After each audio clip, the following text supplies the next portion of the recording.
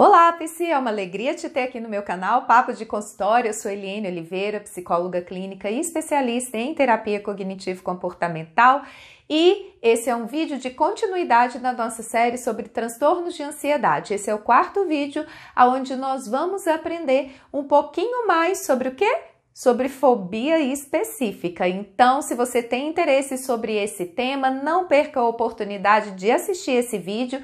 E se você ainda não assistiu os outros 3 vídeos da série, eu vou deixar na descrição aqui o link para você assistir e maratonar também toda a série. Você é muito bem-vindo. E se você gostar, não deixe de curtir, comentar, compartilhar, se inscrever aqui no canal e ainda ativar o sininho para receber novas notificações, ok? Bora lá então?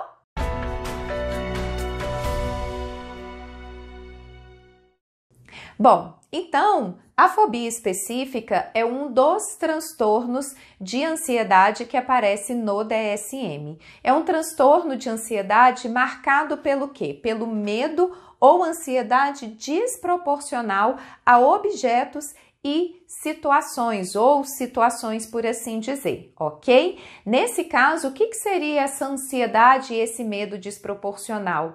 São ansiedades e medos que outras pessoas diante daquele mesmo estímulo geralmente não sentem. Então, por exemplo, essa pessoa, ela pode ter um medo e uma ansiedade muito grande referente à categoria de animal, que seriam um ratinho, como está aqui no desenho, né? Insetos, animais, né? Aves, de uma maneira geral. Então, toda vez que ela está diante dessa questão, desse estímulo, desse objeto fóbico, ela tem, então, uma crise de ansiedade ou um medo muito intensificado que pode até eclodir em ataques de pânico, ok? Também, ela pode ter medo de ambiente natural, altura, água, trovões, relâmpagos, coisas nesse sentido. Uma outra categoria é de sangue, ferimento e injeção. Então, toda vez que a pessoa está diante dessa possibilidade de sangue, ferimento ou injeção, ela pode apresentar, em especial, um sintoma mais característico de que ela tem uma ativação muito forte, né? Então, a frequência cardíaca e a pressão aceleram e, de repente, desaceleram. E aí, a tendência dessas pessoas que têm esse tipo de categoria de fobia frente a essa situação, geralmente é de desmaio ou de quase desmaio, ok? Temos também a categoria situacional, então a gente pode ter medo aí de elevador, de avião, de coisas mais da situação do nosso cotidiano. E também temos uma categoria outros, que vai envolver muitas vezes medo de vomitar e se asfixiar, ou, né, medo de palhaço, medo de sons muito altos. Então, a gente tem outros tipos de medo aí que estão relacionados, então, a uma dessas 5 categorias ou especificadores de ansiedade e de fobia específica, ok? Nesse caso, uma mesma pessoa pode apresentar mais de uma categoria. E quanto mais categorias ela apresenta, maior, então, pode ser o prejuízo e o sofrimento, porque vai ser muito mais difícil ela apresentar o quê? O comportamento de esquiva ativa, que seria exatamente a pessoa intencionalmente evitar, fazer um esforço para evitar aquela situação ou o objeto fóbico. Por exemplo, a pessoa ela tem medo de avião. Então, quando ela recebe, né, uma proposta de emprego, mas que ela vai ter que, por exemplo, viajar de avião, ela faz então uma recusa daquela proposta. Ou, por exemplo, a pessoa ela tem medo de algum animal específico, vamos supor que ela tenha medo de cavalo.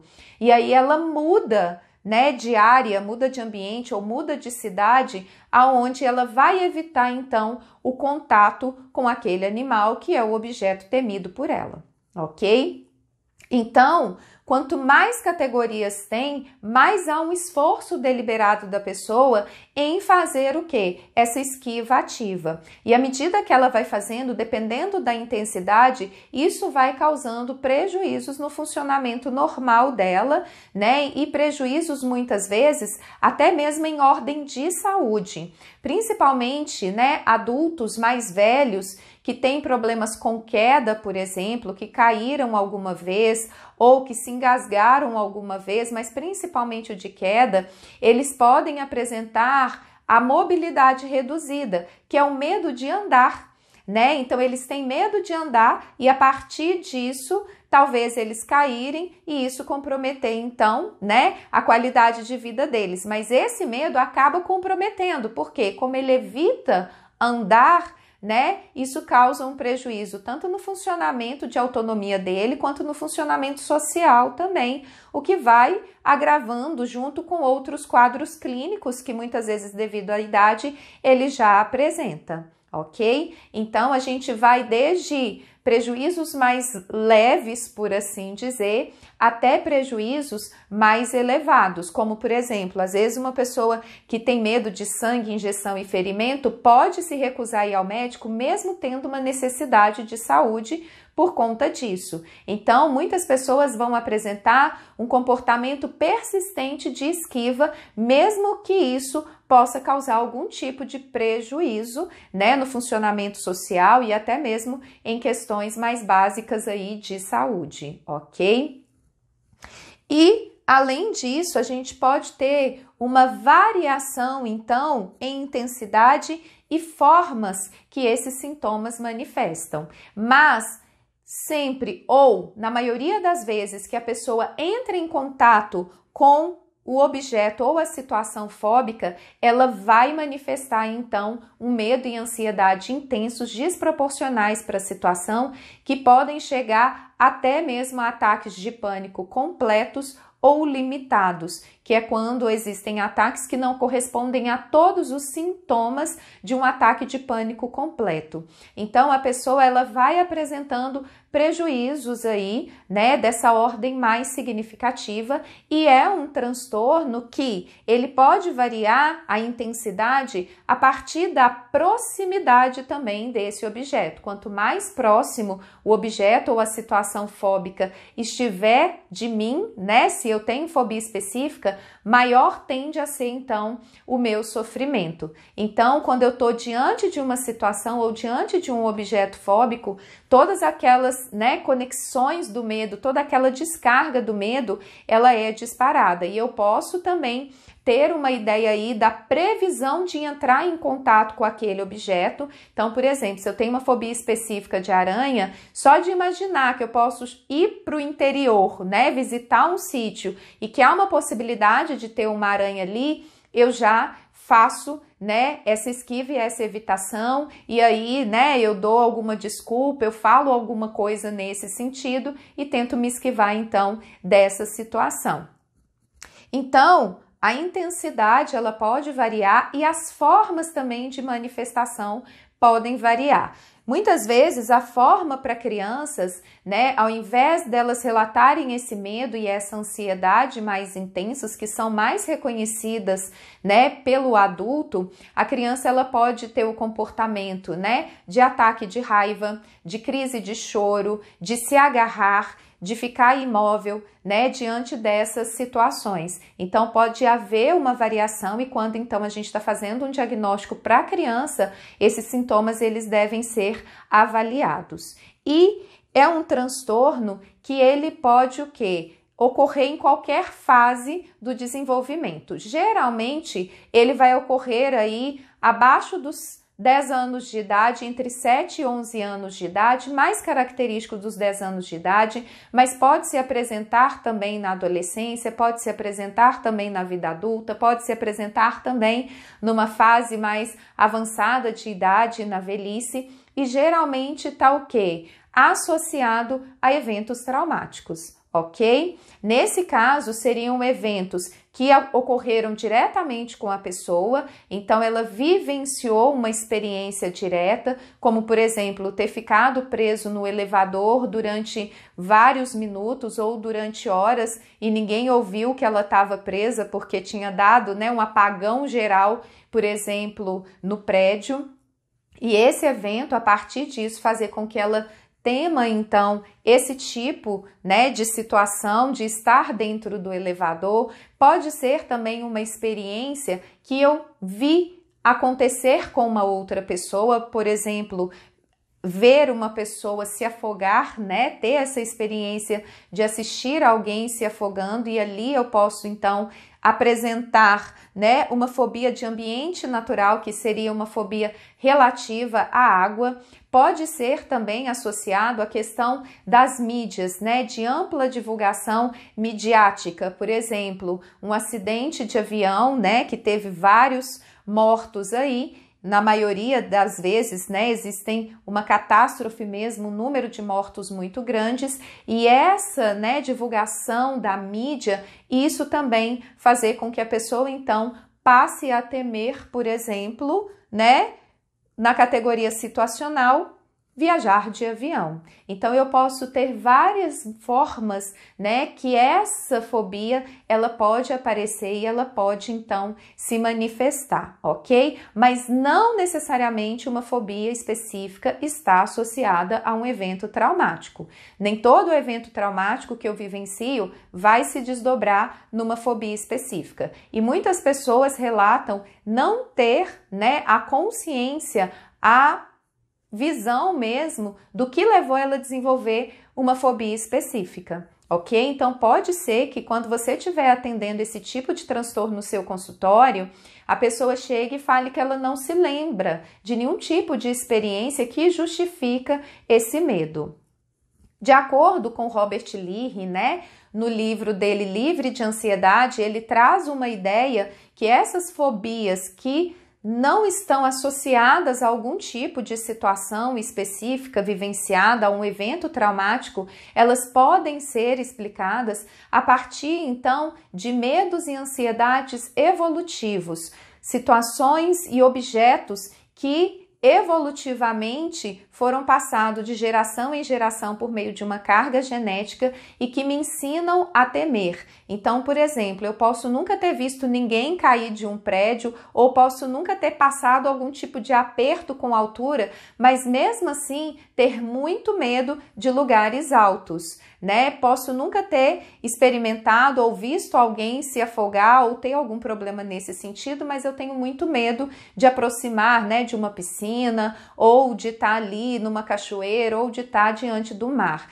Então, para o Robert Leahy, trazendo uma ideia da psicologia evolutiva, esses medos e essas ansiedades, elas podem também ter uma questão aí de conexão genética e evolutiva quando a gente não tem uma causa direta de um evento traumático que justifique, então, o transtorno, ok? Então, a gente tem esses aspectos e existe uma alta comorbidade também da fobia específica com outros transtornos de ansiedade, né? Esses TAs aqui são outros transtornos de ansiedade e também transtorno depressivo maior, que a gente intitula como depressão. Também é muito comum, né? E isso vai causando, então, até mesmo a depressão em decorrência dos prejuízos funcionais que a pessoa passa a apresentar caso realmente essas situações elas comecem a realmente ter impactos muito significativos. E para a gente também identificar e diagnosticar a fobia específica como um transtorno, essa resposta deve acontecer na maior parte das vezes quando a pessoa entra em contato com o objeto ou com o estímulo fóbico e precisa causar prejuízo no funcionamento normal da pessoa, ok? Em áreas importantes da vida dela, como a gente falou, e isso pode trazer várias consequências funcionais e muitas vezes até mesmo de saúde. E Para o trabalho em fobia específica, a ferramenta ouro que a gente utiliza se chama dessensibilização sistemática, ok? A dessensibilização sistemática, ela é uma estratégia onde gradualmente eu vou expondo a pessoa, né, o meu paciente, a esse estímulo fóbico. Então, eu crio com ele, né, uma escada, um escalonamento de quanto que aquela possibilidade, que aquela situação vai representar o quê? De impacto em termos de ansiedade. Então, vamos supor que a pessoa aí tem uma dificuldade, tem um medo específico de ratos, né? Eu vou mapear com ele várias formas, vários acessos que ele pode ter contato com esse rato, por exemplo. Então, fotografia, imagem, áudio, vídeo, né? Então, tudo isso eu vou criando, então, uma estrutura com ele e eu vou começar daquilo que é menos ansiogênico para o mais ansiogênico, ok? Essa é uma estratégia muito importante, como eu falei, a ferramenta ouro.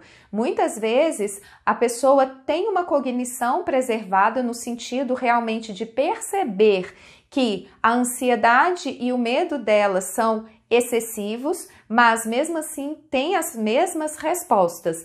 Por isso que a fobia específica ela não entra tanto dentro de um elemento tão cognitivo assim, mas sim elementos comportamentais. E a dessensibilização sistemática vai ser extremamente importante.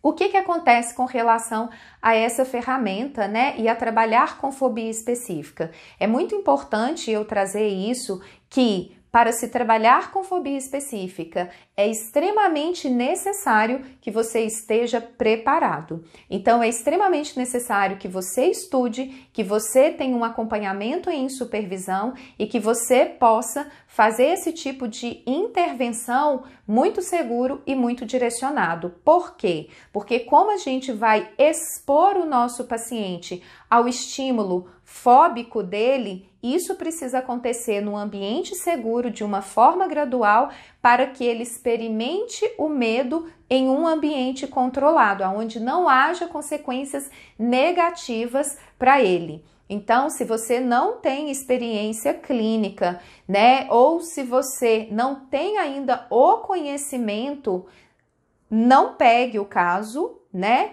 ou faça uma supervisão. Por quê? Nesse caso, raramente, né, quando a gente, enquanto TCC, às vezes não tem tanta efetividade numa ferramenta, raras vezes isso vai causar algum tipo de impacto negativo no nosso paciente. Mas nesse caso, um erro nesse manejo pode reforçar a fobia do seu paciente.